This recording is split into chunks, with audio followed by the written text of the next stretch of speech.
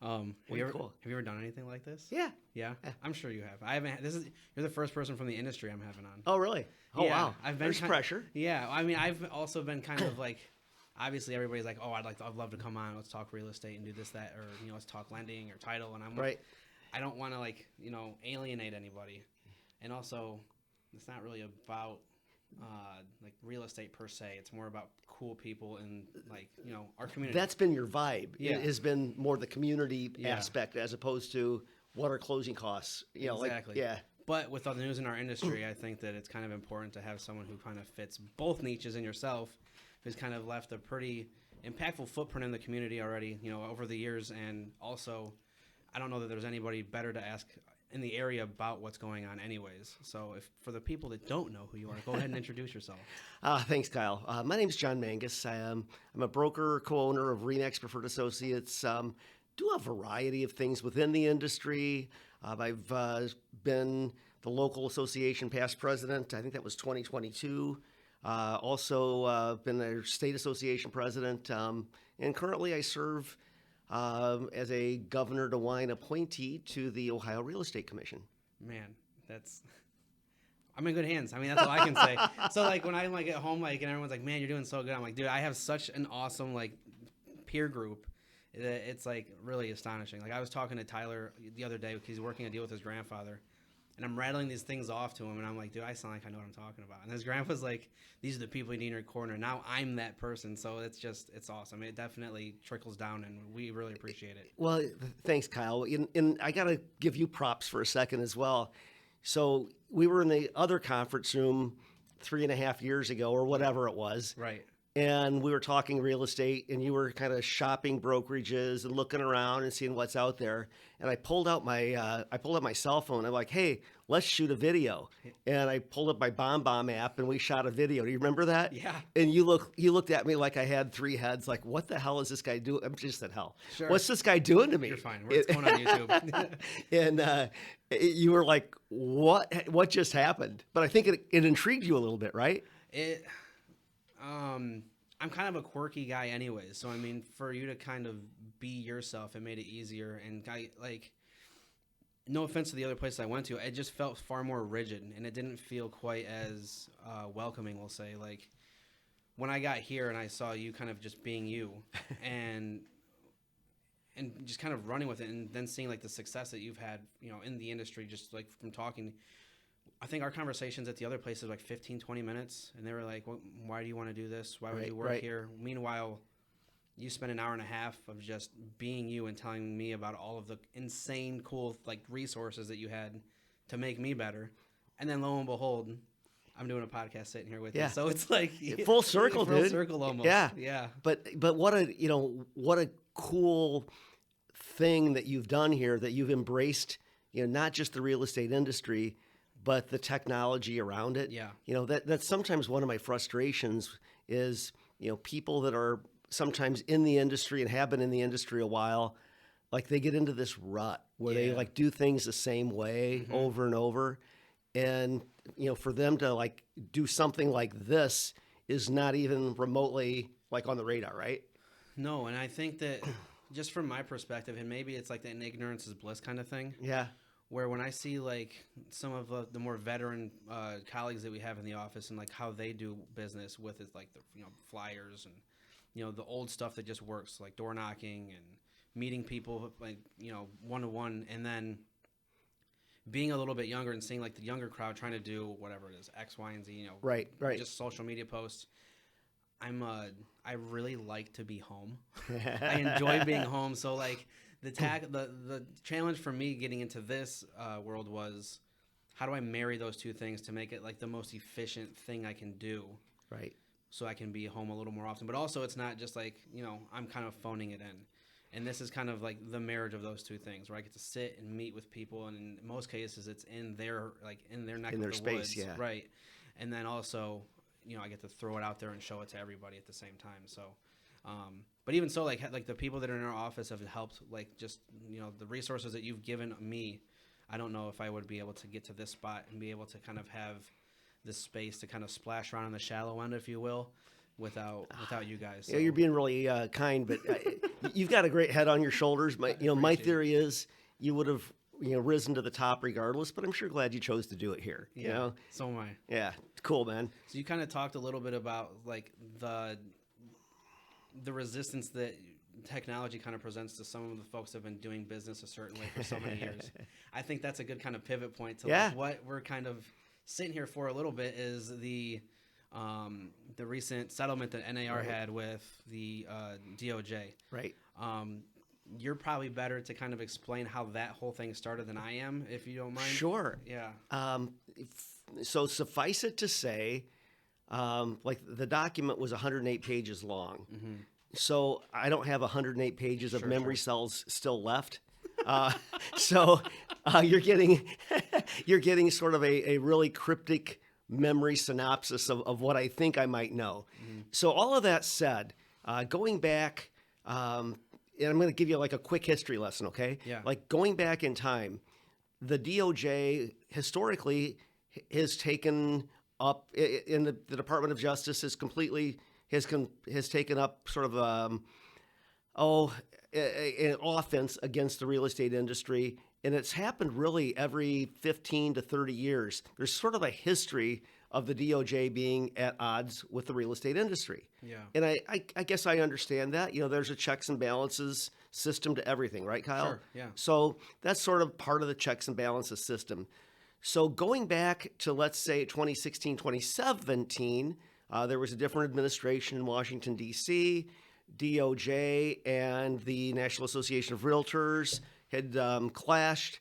They reached a settlement. The settlement was inked and signed. Mm-hmm. And then there was an administration change. Yeah. And that settlement was taken off the table. So, in 2020, the settlement was taken off the table. So now it's 2024. Sure. So this means this has now been going on for 7 or 8 years. Right. The settlement happened a week ago today. Yeah. But what's been behind it has been ongoing for a long while. Yeah. So how much in the weeds do you want me to go with the settlement? I think, so a lot of the folks that are watching this that are maybe in the industry know, for the most part, I'm sure they've been on YouTube and done like at least some research, I would hope, if they're in the industry. Right. If not spoken to like some of the people that are in positions of leadership, but maybe for like the folks that are just turning on their television and seeing like, 13 ABC or some of these other local news stations who are also only getting, half information. Right. What is kind of like, just kind of maybe like stretch it out for them so they kind of understand All right. what's kind of been going on. So there's this case out of Missouri called the Sitzer case. Mm-hmm. And that case is a class action lawsuit brought against some brokerages and the National Association of Realtors.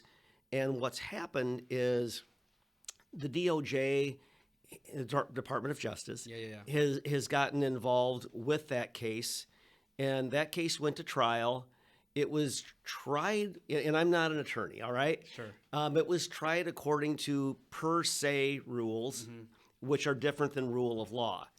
Per se rules only allow certain types of evidence to be brought in. So the scope of evidence that was brought into that trial was super narrow, okay? Which essentially prevented the National Association of Realtors from presenting a full defense. So when I say presenting a full defense, what I mean is NAR should have been able to tell the story and say, hey, our system isn't broken because the United States leads the world in home ownership. Roughly 2/3 of Americans own their home. Sure. Okay? When you look at Europe, when you look at Australia, South Africa, it's in the 40-ish percent range. Right. Okay? So our system can't be that horribly broken Right. when we If lead. ownership's so much higher, yeah. Correct. Unfortunately, that statistic, that rule, that explanation wasn't permitted to be brought to the jury. So the scope of information that was allowed to be brought into the trial was super narrow. Yeah. The other thing that I think is really interesting is when you look at the jury, because it was per se rules, they couldn't have anyone on the jury that had a connection to the the topic at hand, in other words, real estate. So the 12 jurors were and are great Americans, no doubt about that. They donated their time, they showed up, they heard the case, right? Yeah. But they were all renters. Interesting. So nothing against renters. They're Yeah. awesome. But you combine those two factors. You know, you've Right. got, a jury pool of all renters, and you're only allowed to present a very little small piece of the overall picture Yeah. because of the per se rules.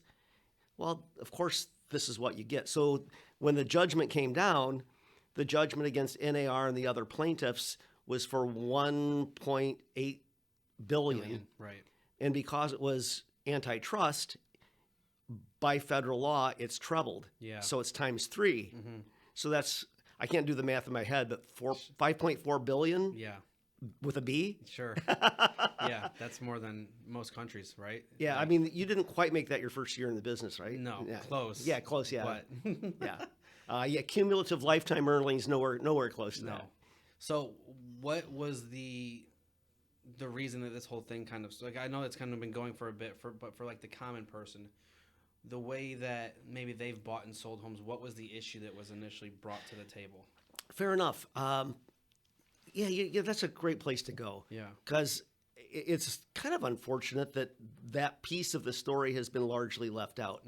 So the crux of this has been a feeling that sellers are paying too much in commission because the buyer's agent is historically been compensated through the listing agent. So when you take a listing, you list it for X percent.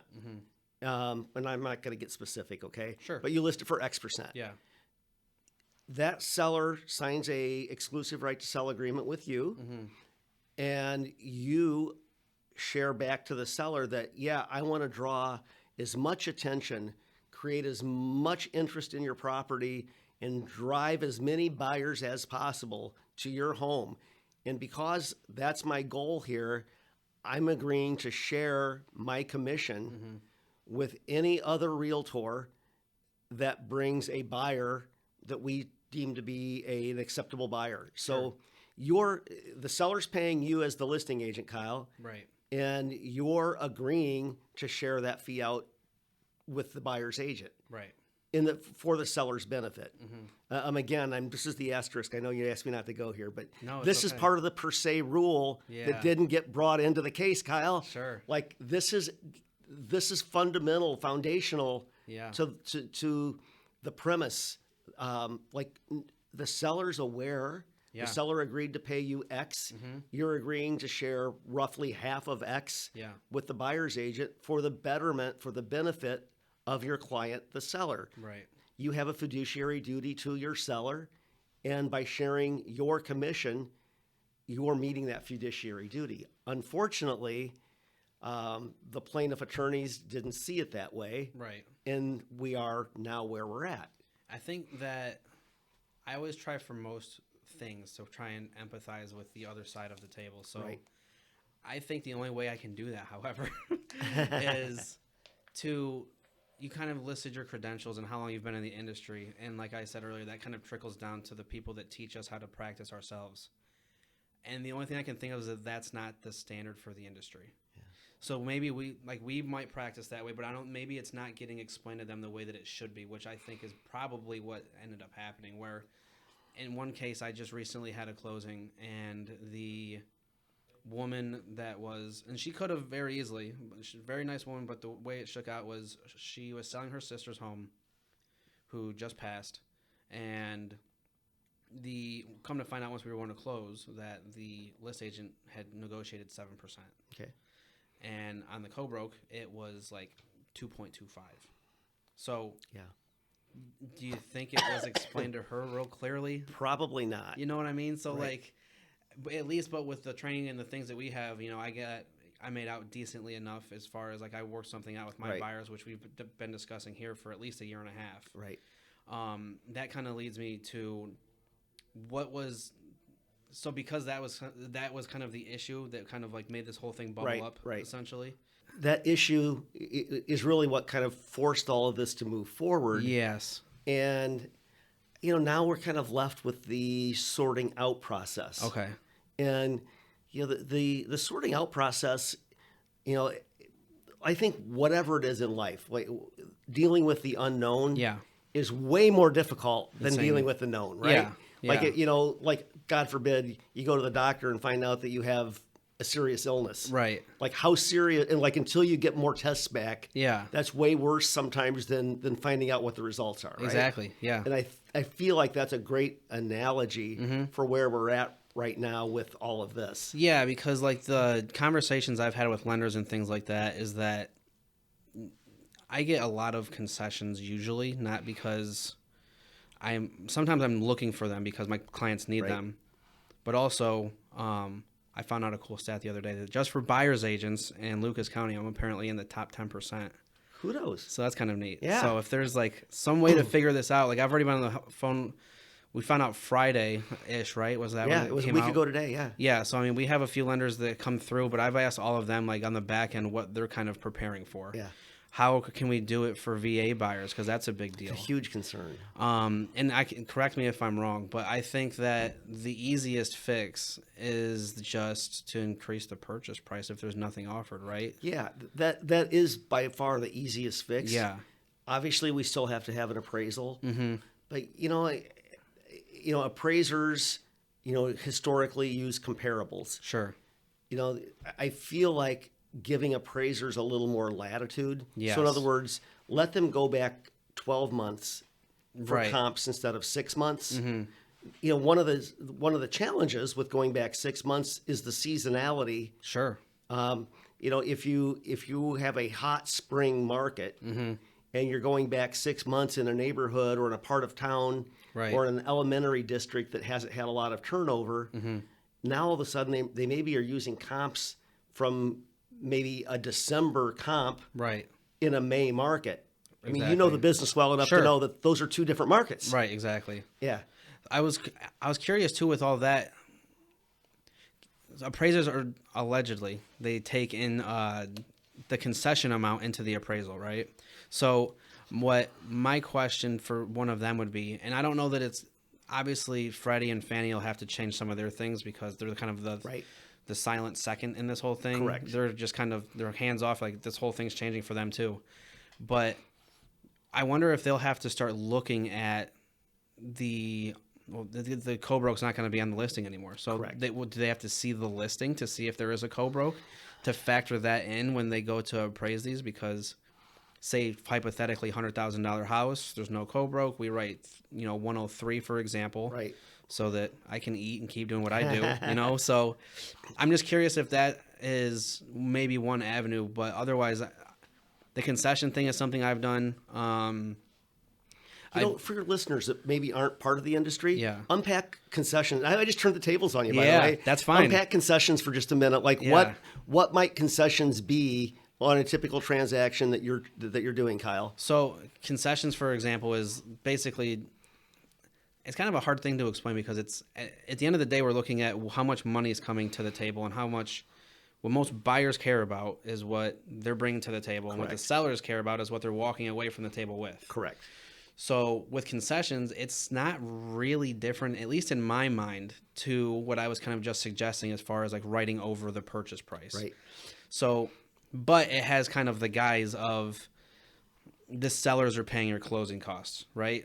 But even so it's a resource that we typically use with our buyers, and that's if they don't have enough funds to get the keys and to get to the closing table. And what that covers is literally anything except your down payment. You can pay commissions with it. You can pay clerical fees, discount points. Yep. Closing costs, whatever it might be. Yeah. Anything but your down payment. Right. So, and I try and advocate for that, especially for people that are getting like 3 and 5% down instead of doing a Right. price adjustment. Because what's going to mean more to that person who's just getting to the table, Right. the extra couple $1,000s in their pocket, or, $2 or $3 or $4 a month Right. off of the top of their 30-year loan. You Right. know what I mean? So It's maybe one less Starbucks trip a month. yeah, exactly. Yeah. Right. So That's what I try and advocate for. And then since we've kind of been leaning into this more ourselves with the co-brokes and asking folks, to compensate us the way that we should be, in some cases, like the example I just kind of gave, Right. you can pay that too. So like, again, we could write over the top a little bit, but I mean, this is a multiple. The one that I'm suggesting now that we just wrapped up was a multiple offer situation. We had full concessions. We wrote pretty well over asking, and it still got done. So like, some of the issues that I heard people kind of taking the other day when we had our mastermind meeting, I feel like I understand where they're coming from, but then again, I try and wear the other side of the hat where it's like it kind of is happening that way now anyway. Yeah. With a lot of their like, what if someone's only willing to pay a new agent or somebody 1%? Well, investors call me plenty, and they're like, "Hey, I want to go see 6 investment properties. Can you go shoot me some videos for them and send them over?" And if I look at the co-brokes for these things, and we're talking like $400 or $500. I just said I like to be home. Yeah, I like being home more than that $500, unfortunately. So, and it's just kind of gonna be that way. Well, I feel like you're a professional. You invest a lot into the business. You invest a lot into taking great care of your clients. Mm-hmm. You're entitled to be paid a fair commission. Right. And I guess I feel like back to those per se rules that I keep going back to, like that got left out of the conversation as well. Mm-hmm. But, I think you make a good point about, buyers want to know what they have to bring to the table. Sellers want to know what they're taking home from the table. Mm-hmm. I think that in this new era of real estate, and again, the settlement from last Friday still has to be approved by the judge. Sure. And it doesn't go into effect until July. Mm-hmm. So we've got a little time to kind of get used to it.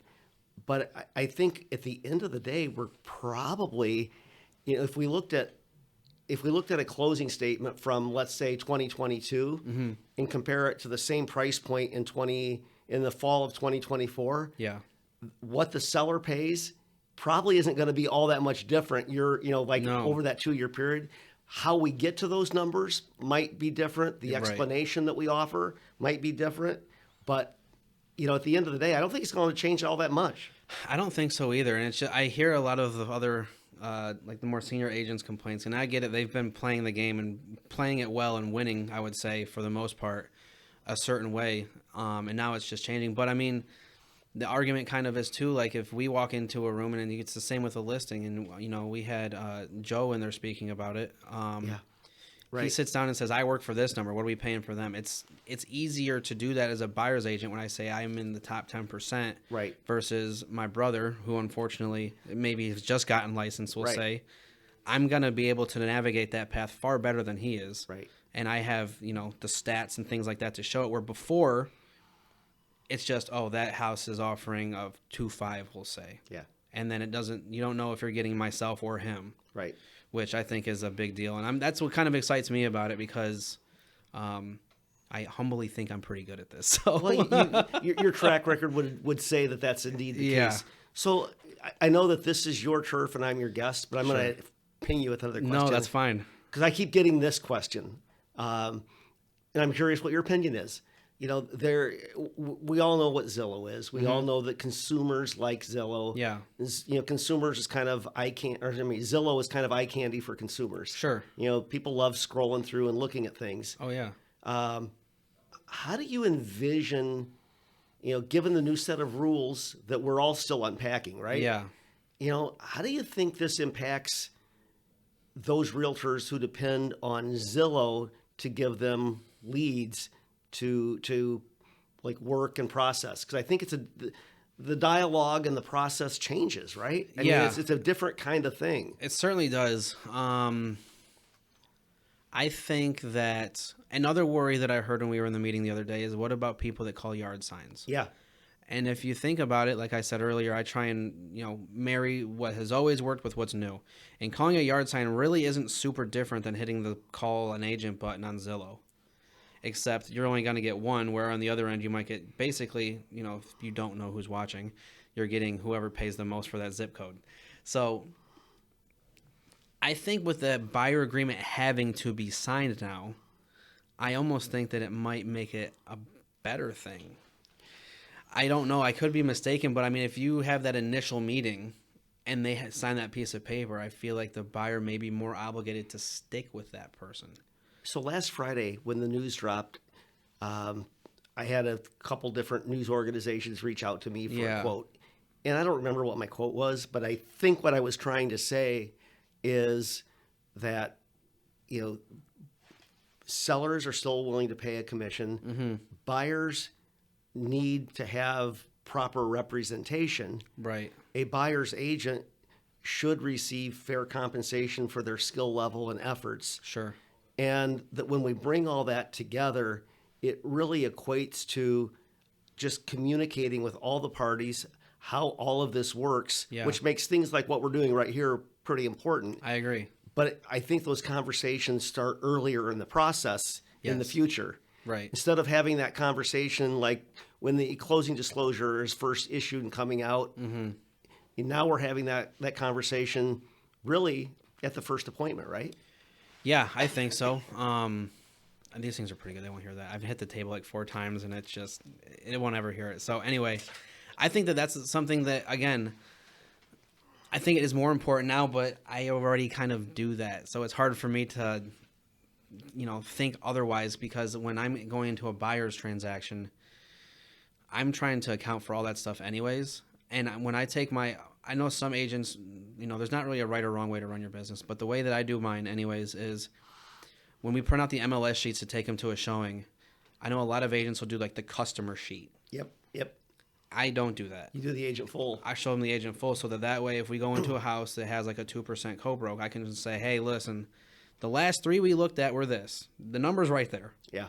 And I know you love this house, and I don't want to be the reason that you don't get it. However, I feel like I should be compensated this. Do you feel that that's appropriate? And they are very typically like, yes. Yeah. And then I explain to them the creative... Kudos to you, by the way, for having that tough conversation early on. And it's not that tough of a conversation, It's is not. it? No, it really isn't. I mean, then most people understand that, and I haven't really had, especially once we get to know each other. Yeah. As soon as I get into a house, I'm just like, I know, you know how it is. Yeah. I mean, I'm sure like when you, like for instance, the mastermind meeting, you're kind of just in your element. You just kind of start going, and that's kind of how I am when I get there. I'm like, oh, well, I don't want to ruin the house for you, but this, that, this, and that. Right. And they're like, are you guys cool with that? We're cool with that. All right. I just want to know so that way when inspection comes up and they're like, hey, this thing. Right. I'm like, well, we already talked about that. We know it. Right. We saw the termite damage in the basement. There's a receipt on the counter. We've done this. But so yeah, having the conversation initially makes it way easier so that way when you go through the process, whether it's helping them pick the house apart initially. Right. For inspection, I think that makes it easier. For money stuff, I'm in whoever their lender is. As soon as I meet these people, I'm on the phone with them, and it's not like 2 separate parties. We're all trying to get to the same goal. So we're all talking together, and if they need to finance some things, I call the lender, and I'm like, hey, we have this buyer agreement in place. The house that they're interested in, it's going to be like $1,300, $1,300 difference. Can you guys do this loan for X amount of dollars? And the answer is typically yes with that too. Yeah. Yeah, because the lender wants to get this thing done as much as you do. Right. And again, they're another party in this whole thing. So I think that just having the right team, and even if you don't have the right team, having that conversation to find out if maybe someone you haven't worked for is willing to play ball. If it's a lender that you've never met. Yeah. And by play ball, that's you're not like doing anything nefarious. You're playing playing just ball cooperating means, with let's figure this out. Yes. Are you going to hop on this train, or are you going to hinder what we're trying to do? Yeah.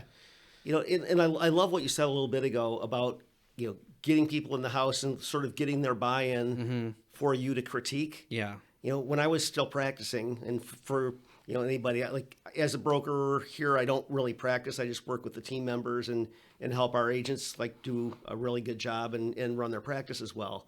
But I had personal life friends that wanted to look at this reasonably high-end house in Sylvania, and they wanted a house with a pool, and there weren't that many on the market, and this one came on the market, and we went out to look at it. It was a little dated, but the floor plan was good.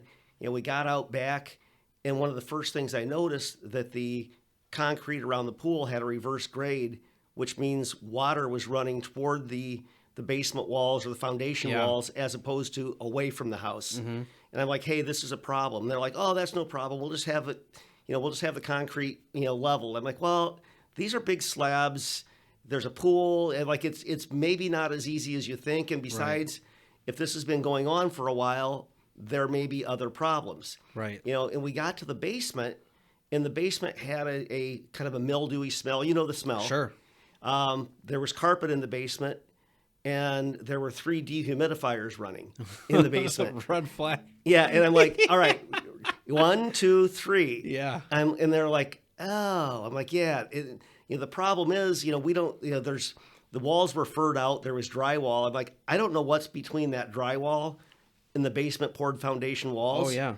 Like, I don't know how long this has been going on, but concrete doesn't settle overnight. Right.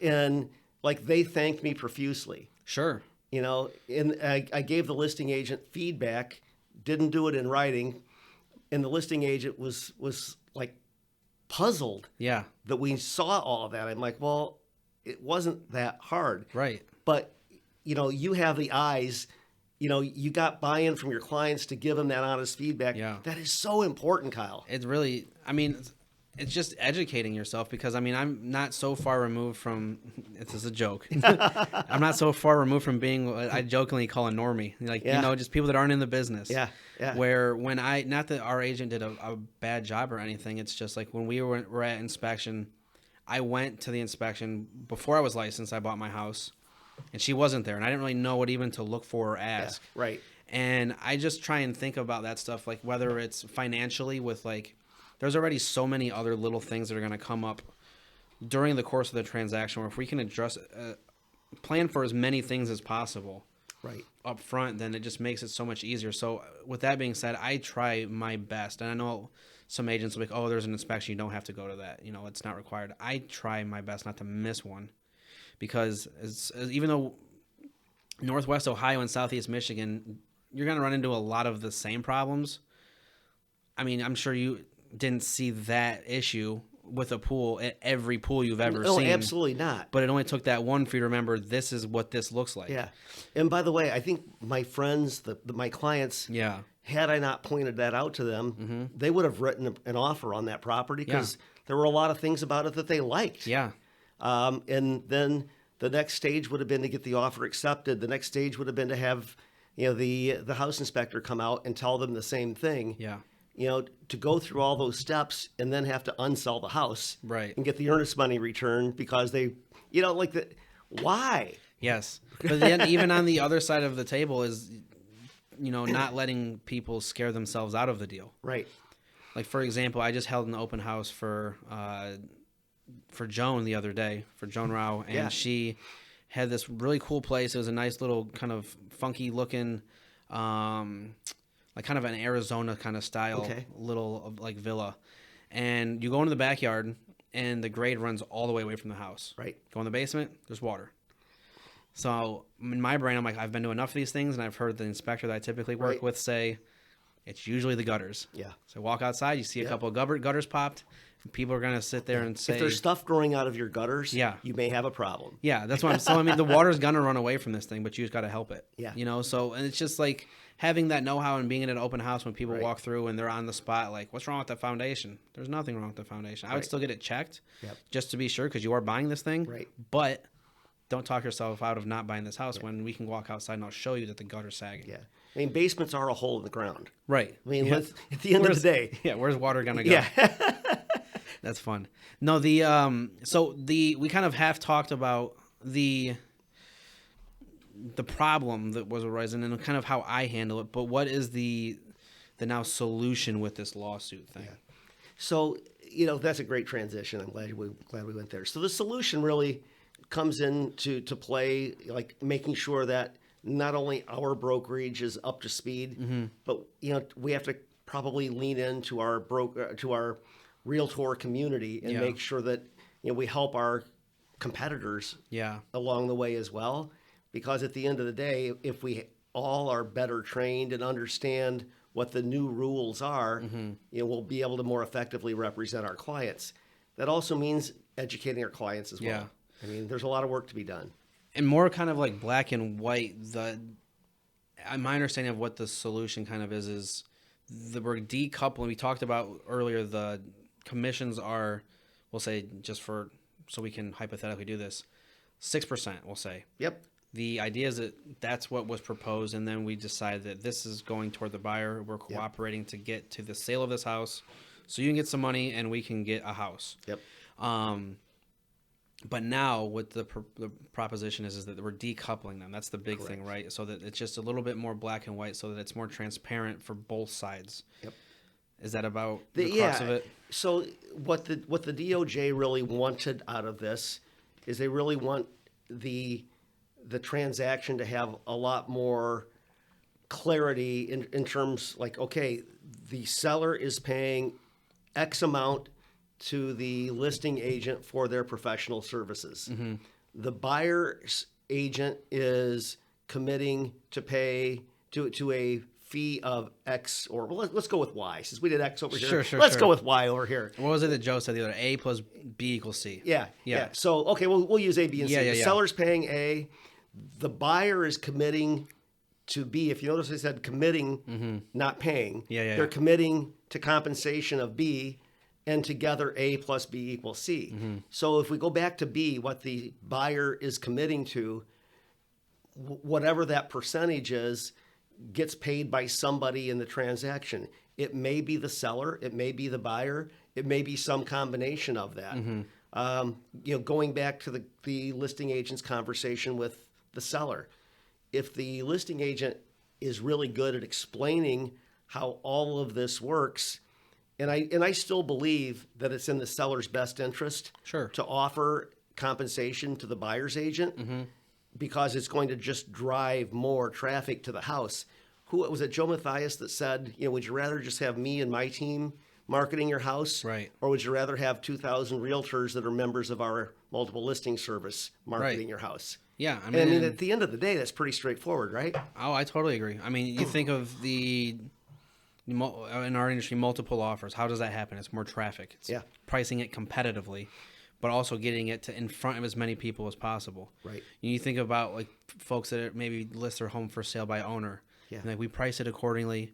We are kind of technically under market value, but we've been sitting here for a few months. It's because what we offer is that fleet of marketability. So I totally agree, and I think that that's just going to be there'll be some people I think that are going to say no, but I think at the end of the day, it's kind of when you water it down, it's the buyer's question is how much am I bringing to closing, and the seller's question is how much am I leaving closing with. I think when you said that a little bit ago, it really resonated. Yeah, and I think you're spot on. How we get to those numbers is going to change a little bit. Sure, but I think at the end of the day, the professional that can have this conversation in a non-threatening, informative way earlier in the transaction. In fact, if you're working with the buyer as early as setting that first appointment. Sure. I wanted to ask you, like, there's a lot of conversation around buyers consultations, and the industry for years kind of ran with a, agent answers his or her phone. They give the prospect information about the property. They set a time. They meet at the property and see the home. That's the way things were for a long while. That's not, I don't feel like where the industry is now, and clearly not where the industry is going. How do you feel about the practice? Like, what do you feel is the best practice for handling buyer inquiries on listings? I think that personally, I've been very, very fortunate that my sphere has been as responsive as it's been. So thank you, everybody. Without you guys, I might not be here. But most of the folks that I have worked with, I know. Yep. Or at least to some degree, whether it's a referral, a friend of a friend kind of thing. Right. Even in the other case, I mean, I've had like people like you've like had. I've had people call the office that I've gone out and worked with. For me, I'm kind of in a strange position, I think, personally, where early on it's the hustle that got me to where I'm at. Like, it's getting out there and showing the people what I'm doing. But then also I'm in a spot now where I still have that. But also there's another level of professionalism where I'm not quite at the stage, I think, where it's every buyer's coming to the office. Yeah. I still think that there's a level of, I'll just go show you what I do. I think it's an easier at least in my brain personally, than it is for me to sit here and hand you a bunch of paper. Yeah. Where I think that me personally, I think everyone gets, I'll give you one. Yeah. We'll go see a house. Let's get it scheduled. I want to see 5. Well, we'll see 1. Let's go see 1. We'll see if we want to work together, and just kind of get to know each other and see, so I can better understand what you need. And then we have that meeting. We figure it all out, and I just do exactly what we were kind of talking about. Gutters are this. This is that. That's this. This. These things that you guys are looking at when you're walking through the house, asking those kind of questions. What do you need? Have you talked to a lender? It's the questions that kind of have to come up and like early, like we kind of have already talked about. And then once, I kind of just leave it at that usually. I was like, hey, do you guys want to get the other ones scheduled? I can do that now. I'll do it. And then when we get it scheduled, I'll say, well, here's the situation, with, our industry, and I can't commit to you without you committing to me. Yep. And it's a pretty easy thing. Like, yeah, we liked it. And I tell them straight up too, like, if there's ever anything that I'm doing that you don't like, or there's an expectation of me that needs to change, maybe you guys want something different from the experience, please tell me. Yep. If I'm texting too much, if I'm calling too much, if you want emails, like whatever it is, I need to know. Yeah, because if I don't know, then I can't do it. But I'm going to try and do everything I can, right, to make this the best experience I can for you. And typically, usually ends in smiles, I think. So that dialogue would work with me. Yeah. But let me flip the script on that for a second. You guys just had a baby this last year. Yeah. And my guess is that before the blessed event, there were some doctor's appointments. Sure. There was some conversation with the physician's office. Yeah. There was some pre-planning for delivery. Yeah. And there were probably some intake conversations that someone sat behind a computer screen and said, okay, on the little thing over here, when the X comes up, you guys need to sign. Right. How did that make you feel? Probably not great. I've been in that spot where I'm signing this blank field with my name. I'm not seeing any of the Now, it's not to say they didn't give me copies later. Right. But that's not a great feeling when you're signing something that you're not seeing, is it? No, I totally agree with it. And that's why I think that, and again, I can kind of see the other side of the fence where this isn't such a bad thing, where here's this whole document instead of just, what is this number? Where did this magic number come from? Because they're already going to have so many maybe miscellaneous fees, or if they have some credit repair that needs to happen along the way that they weren't foreseeing. There's a lot of different things that just pop up where as long as it's not me. So like I want to put it in front of them as quickly as possible, and say, hey, here's the situation. It is maybe $600, $2,000, whatever the number is in any given situation. So that way they kind of have that expectation already, and those questions are being asked, and we can cater the offer to that. Right. Because again, it's two parties, right? It's us in this hypothetical situation, it's us as buyers and then also the sellers. So we're trying to cater to both things because they want to sell their house and we want to buy it. And it's called dealing with it. That's why it's a deal, right? So we have to kind of meet in the middle here. So again, we'll say hypothetically $200,000 house, sellers aren't paying a fee. I charge 3%. We're going to write 206 so that buyers are happy, they're happy, and we can move on. Right. So that's kind of it, but in some respects, it really is just that simple. Yeah. And I know, like, some of the folks on here probably don't really care. Sure. But I think one of the big pieces of last Friday's announcement in the settlement was that the compensation fields in our multiple listing service have to go away. Yeah, that's going to be the one that's the biggest challenge. That's going to be a challenge for a lot of us. I talked to Megan Foos from our association right before I came here, and we sort of brainstormed what some solutions to that might look like, but it's still in the brainstorming category. It's not like a solution category yet. Yeah, I mean, between that and then the other big factor for me is, will Fannie and Freddie allow an overhead on top of the 6% or 4% or whatever, 3 to 5, whatever conventional will be? Will they allow an extra allowance for that? Because, like, for example, back to your point is, I went and saw a house that Tammy Fry had listed a week and a half or so ago. Right. And she had 82 showings on that thing. Oh my goodness. If the co-broke's not in the MLS, she has to screen 82 agents calling her asking about compensation.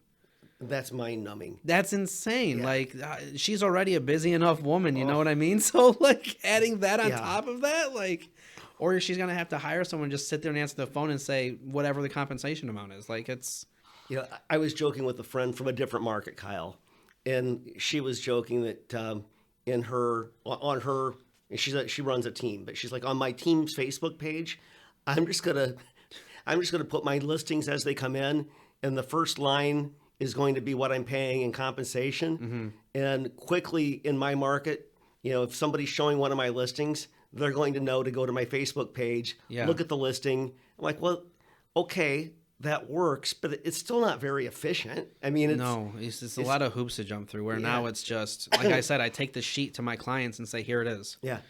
And now okay, let me call them real quick, Yeah. you know, and find out what our number's going to be on the spot. Like, Yeah, it's awkward. it's very awkward, and I'm still newer than a lot of the folks that this is really affecting, but it's my understanding that that's what the MLS was initially designed for, was to have all of Compensation that and stuff. cooperation. Yeah. That was, underpinnings. Yeah. So that was my other question, is if it's not there, then, and if we're allowed to like go to these other sites and do these things and then put them there, then it kind of almost eliminates the need for the MLS.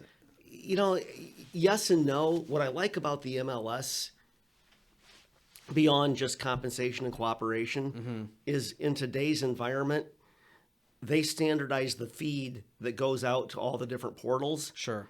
And without having the MLS, Without having the source, and there's nothing to drink from. Sure. yeah, I mean that really yes. Yeah. Yep, I can't say it better than that. Yeah. You know, it standardizes the fields. It standardizes what goes in. Right. You know, for instance, you know, if there's a bedroom in the basement, Right. you know, our MLS deals with that on the front end. Without having the MLS, now all of a sudden that 4-bedroom home is probably going to be marketed as a 5-bedroom home, Right. because the listing agent's going to leverage the bedroom in the basement that isn't really technically a bedroom. Sure. In the appraiser's eyes. And Yeah. you follow me? Like, Yeah. So it does create that level of standardization for a lot of things. Yeah. I mean, now that you put it that way. Well, it's just another way to think about it. But Well, yeah, no, it's the right way to think about it, because I mean, the only other thing, I'm just trying to think of like a solution, honestly, and I think can you go in individually and like edit like a Zillow listing? you can, but I don't know that really anybody does. Yeah. And the same with, you know, your website, our company website, our competitors' websites. You know, the source data for all of that is the multiple listing service. Right. So then it's done and over with. Yeah. It's like when we post this to, you know, I have the same exact thing for this. I put it in one spot and then it goes to every podcast service. Yeah. But you'd have to go in individually, and that's kind of what, you know, we were arguing earlier, is that we're marketing this with 2,000 people. Yeah. So that's just a real pain in the butt. It's, I don't know if there's a right answer to fix it yet, other than, I mean, we talked about some solutions, but even so, it's still, I don't know if that's the correct answer. I almost wish, I'm sure that it's been throughout the whole industry, that anybody that would have worked as a realtor for any given amount of time was a part of this lawsuit, because then they would just be like, okay, we're cool with all this other stuff, but like, we need this. We need this. Yeah. Even if it says 0. I question why taking that compensation field out of all MLSs Yeah. is really necessary. How does that really benefit the consumer? Sure. On the other hand, I wasn't at the table. Right. I get the fact that the National Association of Realtors was named was found liable for $1.87 billion times 3. They could negotiate this settlement, pay $418 million. Yes. So less than 10%. Right. Right? Less than 10%. They settled for less than 10 cents on the dollar, and they had to make these other concessions. I get it. We weren't at the table. Right. It probably was a great deal, Sure. but golly, Yeah. it's a hard pill to swallow. Yeah. That's when we go through a house, and I always tell folks, what's the biggest butt? Can we get over the butt? Yeah. I feel like that's too big of a butt to get over. Yeah. Like, I get the number, and that's a lot compared to what it was, but Yeah. It's a big butt. Yeah. Well, on the other hand, I said this to somebody, and I don't know, sometime during the week, I'm like, on the other hand, they didn't protract this out, and we didn't spend the next 2 years trying to figure out how this is going to play out. Yeah. Only after 2 years to then get an assessment back to the members to pay the $5 billion. Right. Like, I mean, you follow my Yeah. line of thinking, like to spend the next 2 or 3 years in a quandary, back to dealing with the unknown, Sure. and then get a bill per member as an assessment to pay off the debt. Yeah. Like, that would be a far worse scenario, I think. I agree. And even like, again, on the other side of the table, if you think about the people that signed this petition for this lawsuit to even get any like momentum, Yeah. they've probably been sitting here watching this lawsuit build steam for, 7 or 8 years or so. And now they're getting what, like a $25 check. Yeah. And they're Yeah. like sitting there like, ooh, 30 or, Yeah. $3 billion. Yeah. And then, who really wins? I think that it is honestly best, I personally think, for the consumer. There's going to be more transparency. I just asked our guests that brought in brought in for our lunch and learn. They were both homeowners, and I just straight asked them. I was like, do you guys have any idea how your agent got paid when you bought your house? And they're like, no. And I was like, Exactly. yeah. So I do understand that. So, before we kind of wrap up, we've been alluding to this mysterious document that I usually get signed by my buyers. What is that articles or that document's importance with this whole lawsuit settlement? So the future of the buyer's agency agreement is quite bright. Yeah. And we have within our brokerage, as you know, we have 2 different forms or versions of buyer's agency agreements, and we've put both out for agents to use with their clients. One is our own proprietary document that we hired attorneys to write, craft, and put covenants into. Sure. The other document is from Ohio Realtors, our state trade association.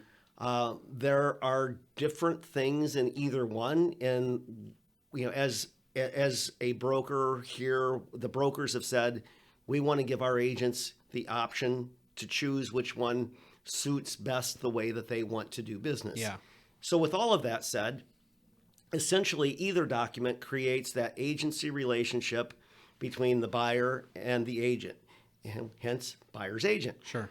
But the nice thing is it also explains to the buyer what your duties are as a buyer's agent. It isn't just a unlock the door, step aside, and let him go do free for all. Like, to the point you made earlier Sure. about pointing things out during the showing. That's just one of many things we do as a buyer's agent. We are a fiduciary to that buyer. It is our responsibility to make sure that their best interests come first ahead of our own, right? Yeah. And I feel like that document, whichever version you use, puts it out there, and it gives you that challenge to communicate to that buyer, hey, if you engage me to represent you, I am your fiduciary. Yeah. I am here to make sure that your best interests are always met and come ahead of everybody else's, including my own, in this transaction. That's a powerful conversation, isn't it? I totally agree. And I think that even on the other side of it too, is that it sets the standard for you as an agent. Like I said, I show them the compensation amounts. And since I've started having this conversation with my clients, I'd say since about the middle of last year, it takes any ambiguity out of not ambiguity, excuse me, let me say that when you get like a list of houses, if you're not having this conversation, you'll get to the third house that's only offering that 2% co-broke.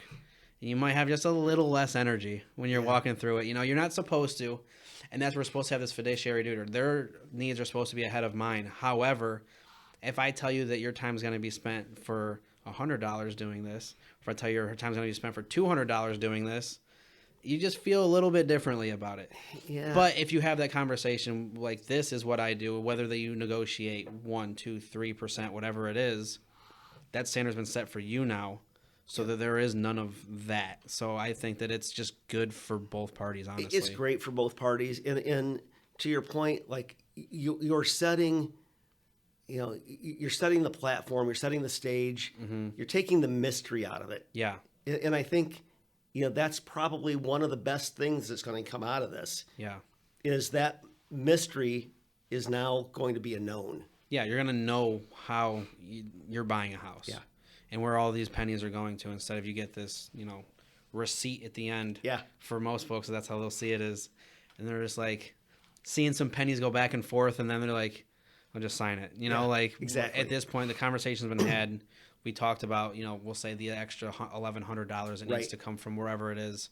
And this document is something that needs to be signed or we're thinking need to be signed for every transaction. So the way that I've read the settlement from NAR is that MLSs the Realtor members participating in MLSs are required to use the buyer's agency agreement. In Ohio, that's not a required document. In other words, the Ohio Division of Real Estate doesn't require us to have buyer's agency agreements. NAR is a trade association. Ohio Realtors is where our licensing authority is at. Okay. And I don't feel like our industry has completely sorted out our trade association settlement with ODRE, or excuse me, with DOJ versus what our requirement is with the state of Ohio. We're licensed by the state. We're not licensed by NAR. Right. So I feel like we still have some things to sort out. Sure. That said, getting a buyer's agency agreement is still best practice. Yeah. And I'll say since I've been using it, it's just been more smooth. It's just, for everyone, I think, though. And I'm making a little bit more money in some cases, but I'm making, about what I'm comfortable with doing anyways. But even so, then my clients know the transaction. They know where their money's going. We discuss it with the lender like we talked about. I'm excited about it. And I think that the way that we've been prepped, I was speaking to Angela a little bit about it. We've been having these conversations, I would say, for at least a year and a half in our brokerage. Yeah. So, there shouldn't be a lot new here. Well, that's why I said meeting 7, meeting 8, meeting 9, and we keep hearing about it, and it's getting a bit remedial. And we're like, oh my God, this again? And then the Friday comes, and now I'm like, oh. Just got real, didn't it? It's not so, but even so, it's not so bad. Yeah, right. Because we've already been having these conversations. It's already been a part of, I don't have a 20-year history like some of the other agents. Right. Oh, well, I'll just change again. I already did it 6 months ago. Yeah. And that's kind of it. Is well, Wednesday at the Mastermind, I think one of us joked, we're not printing a lot of these because it's probably going to change again in a few weeks. Right. Yeah. It's just how it is. But that's kind of the thing is, we kind of change anyways. If, a 70-year-old woman who's not very good with computers calls me and says, hey, I'd like to list my house. Can you come over and we can get some documents signed? Yeah. Versus the 24-year-old kid that wants to go buy his first house and do everything on his phone. Everything on his phone. Yeah. We have to change the way we do business every day anyways. Yeah, no question. So, for me, the silliest but kind of best way for me who likes cheeseburgers is to explain is the cheese isn't on top of the patty anymore. It's just underneath. Yeah, yeah. It's kind of the same, but it's just a little different. So you joked about A plus B equals C. Yeah. And C being the total commission. Mm-hmm. The way we used to do it was C minus A equals B. Right. And now it's A plus B equals C. It's still kind of still getting to the same place. Yeah, it's just we're gonna have to. It's just a little bit different route. It's just a little bit more verbiage, really. Yeah, a lot more communication on the front end. Yeah, I think that's a win. Yeah, I think that's good. I think it's gonna help us just stand out amongst the crowd already, like we do. So I'm excited about it. If anyone has any questions, how can they find you? Sure, 419-720-5600. Yeah. 419-720-50. Oh, yeah. Am I selling cars now? Yeah, right. Yeah. Actually, I'm pretty easy to find on Google, too. Yeah, or on Facebook. Yeah, or Facebook, what have Google, you. whatever, Yeah. Or if you get to him, you get to me. Yeah, we'll figure it out. But this has been the Best in the Business podcast. I appreciate you guys for listening. If you have any questions, buying, selling, renting, if your furnace goes out, anything, that's why we're here. We're part of the community, and thanks for listening. We'll talk to you guys soon. Thanks. Yep, bye-bye. Bingo, bango, man. It's over what?